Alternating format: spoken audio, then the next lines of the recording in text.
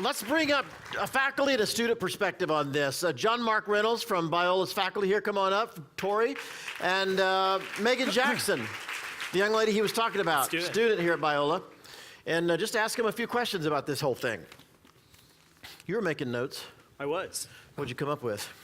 I have a question for you. Oh, okay. Hey. And I suspect I know the answer. Movie industry, recording industry discovered that they couldn't charge for information, that they got in the business of selling experience or the t-shirt because they pretty much have to give the music away. Education right now is centered around a tuition model that depends on selling information and access to information. What's your prediction about what's going to happen to the tuition model? Yeah, that's a great question. So I don't know if I know the exact answer of how it's going to transform, but the transforming process will be similar to music or video from the standpoint of it then becomes a platform, right? When it's no longer scarce, when it's available to everyone, then there's other things that are needed around it. So the other things that are needed are still the guidance, because there will be a lot of noise at first. There'll be a lot of noise about who's talking about whatever book that may be, whatever education that may be. So having quote-unquote virtual teachers or virtual shepherds, even the collaborative process is going to be important. Right. And then just like the music industry that just happened is the places that won basically created a 360-degree approach to that content and said, listen, we're not just going to own the music. We're going to say, hey, the music's the content to then have access to the band, to not only sell the merch, but to also see all the other experiences that came around it. And guess what? There was more money in that than even the music themselves. Sure. No, go ahead. Do you mind if I follow up? Because I'm really curious about this. If I were to make a prediction, it would be to say that universities and colleges are the equivalent of publishers and record companies. We've been the middle managers to help find a rising younger faculty member and make sure she's noticed. But in a world where quality control is going to be done en masse by the community, are we going to see many fewer credentialing agencies, which really are what colleges and universities are in some ways, right. So that the number of jobs is going to shrink, but then the opportunity for branding for individual professors is going to explode. So if you're lucky enough to be J.P. Moreland, you're entering the golden age. If you're unlucky enough not to be J.P. Moreland, which is everybody not J.P. Moreland, right. It could be a little scary. Yeah. Is that seems to be the way the music industry went, where if you were Elvis, it was great to be dead. Yeah, well, teachers are brands.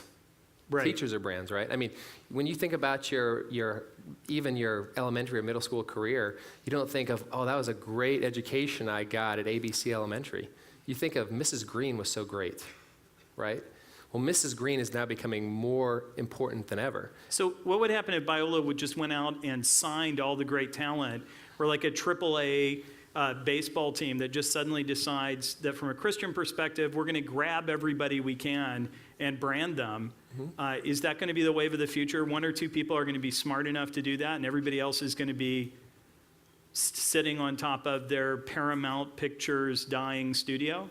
You know, I think they'll be part of that, but I think it'll also be within a particular subject. Like, you know, let's just take history, for example. History is going to be broken. It's going to splice into 50 or 60 little microcosms, and there'll be teachers for each little piece, because you can only get so many kids in a class, so you have to have a generalist teacher in history.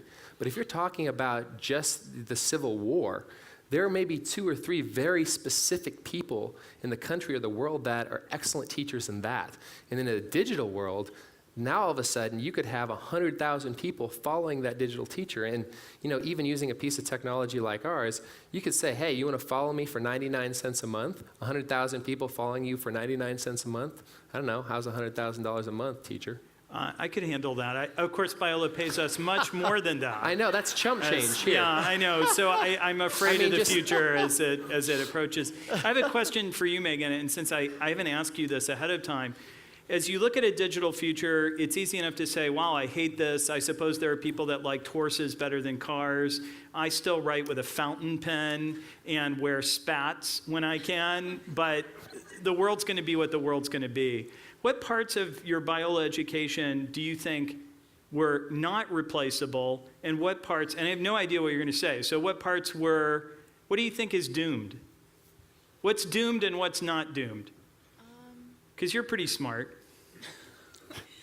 I think that maybe I'll start with what is given so that it, I don't know, I think it kind of tempers what my response is. I think that something that an app like the Tory app actually contributes to discussion is, you know, I'm on the cusp of graduating and I'm going to be moving back home, and my Tory group, which is, you know, 16 to 18 people who I've been studying in class at least 3 hours a week with for 4 years, are suddenly going to disappear. They aren't coming home with me.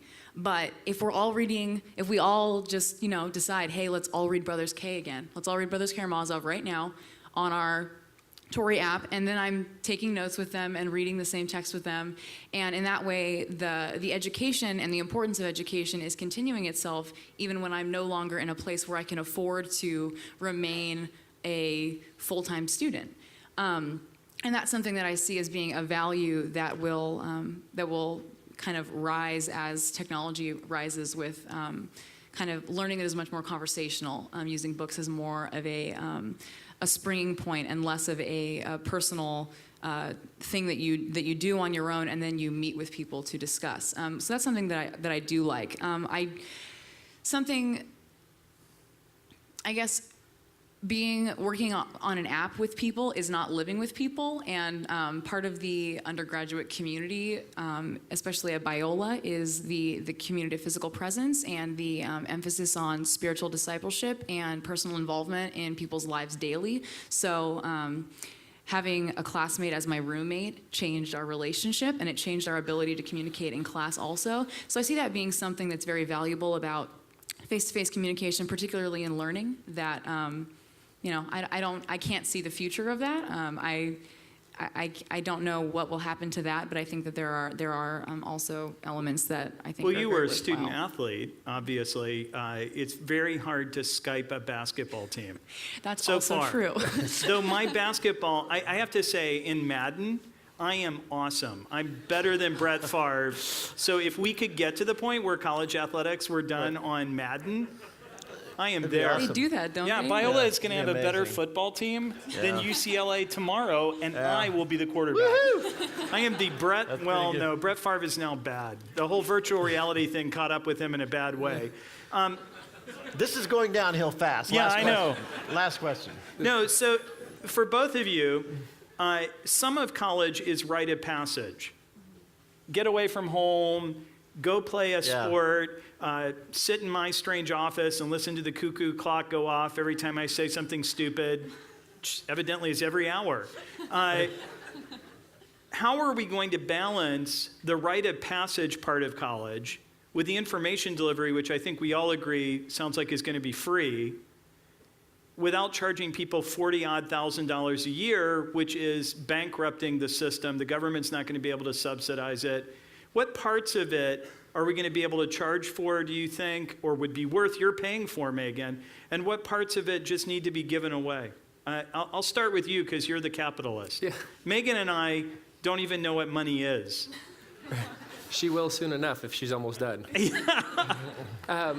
You know, I think that's part of what's going to be hashed out right here. You know, there isn't a clear answer about what a higher education university or even a K-12 looks like. Right. Honestly, right? I mean, we're talking about higher education, but there is a battle going on right now for is there even a public school system 10 years from now? And if so, what does that look like? Well, there are whole Christian colleges and universities that subsist on selling lousy textbooks to Christian schools.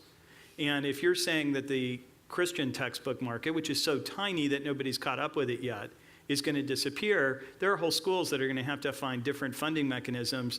Though from my point of view, that's going to be the second coming, because we'll be able to get rid of some of these second-rate goods and move to something better. Yeah. Megan, what do you think? What would you have been willing to pay for? Are you coming out with any kind of debt load, or are you going to be able to escape that? Debt load comparatively drastically less than my peers, which I know, but certainly debt, yes. What would you have borrowed? You've had lots of different experiences here. What would you have borrowed money to do and thought later in your life, okay, that was worth it? You want to see your checking account too? Yeah, Because you just pull yeah, that exactly. up Can you lower. put your tax form up? Because nobody will steal your social security number, not in this community. No, really, what would you have been willing to pay for and then maybe 20 years later actually say, hey, I want to give money to that institution because that was something worth doing that couldn't have been replaced online? I think that answer is different for everybody depending on the experience that they have with education. I think that the way it is anyway, even if you are in a physical place, you get from it what you put into it, which means that there are some people who would leave and have done exactly what I've done with my time here at Biola and say, wow, like I wish I had taken online classes the whole time and not done this at all. But for me, I think particularly being a student in Torrey kind of spoils me in that sense. I feel like the community that I have developed there, the friendships, that is something that I don't think I would have known how to do without physical presence, and that is what I look back on Biola and say, I'm glad that I paid for that. Yeah. Give these guys a big hand. Thanks. Good job. Biola University offers a variety of biblically centered degree programs, ranging from business to ministry to the arts and sciences. Visit biola.edu to find out how Biola could make a difference in your life.